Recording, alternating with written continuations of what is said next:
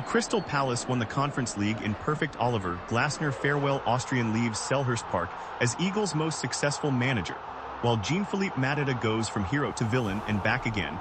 Add Evening Standard as a preferred source happy send-off. Oliver Glasner won the Conference League in his final match in charge of Crystal Palace PA. Crystal Palace delivered the perfect send-off for Oliver Glasner as they beat Rayo Vallecano 1-0 to lift the Conference League trophy in Leipzig. Jean-Philippe Mateta provided the winning goal in the 51st minute to settle a cagey affair and end a tumultuous season on a high. In their 60th game of an arduous campaign, Palace lifted their first European title as they brought the curtain down on Glasner's reign in style. Palace were nervous in the first half, consistently playing themselves into trouble and struggling to break down a stubborn Rayo backline. Glasner's side needed a foothold, someone to take control of a game that lacked fluency and rhythm.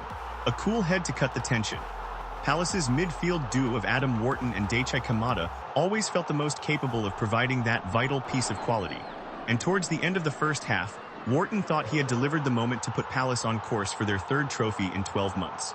Inexplicably, Tyrick Mitchell headed wide from the Englishman's deft cross, but it was a sign of things to come for Palace, and they took the lead soon after the restart. Redemption.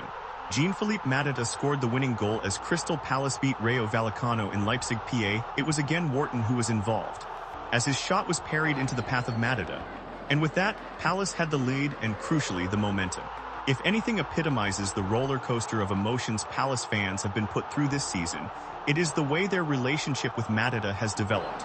From hero to villain and back again, whatever happens this summer, Mateta will be remembered as the man who delivered European glory for Palace.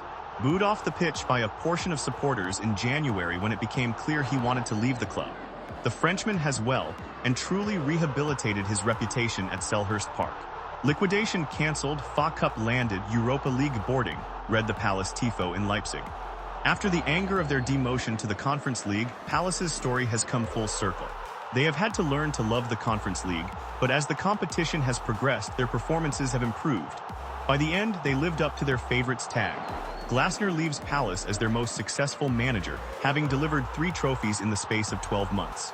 But it was not always going to end this way after the Austrian nearly talked himself out of a job at the turn of the year. It is a credit to him and his players that they have not let that turmoil dictate their season, and they can now go their separate ways with nothing but good memories.